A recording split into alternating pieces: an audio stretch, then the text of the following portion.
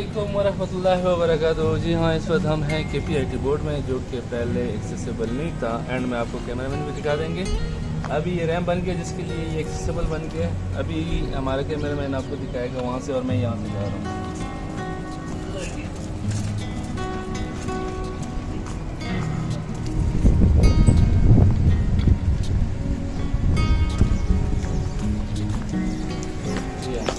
ये रास्ता आम लोगों के लिए, व्हील चेयर यूजर्स के लिए वो रास्ता। हर बिल्डिंग अगर इस तरह होगी तो हर बंदा हर जगह पे जा सकेगा, किसी को हेल्प की ज़रूरत नहीं होगी।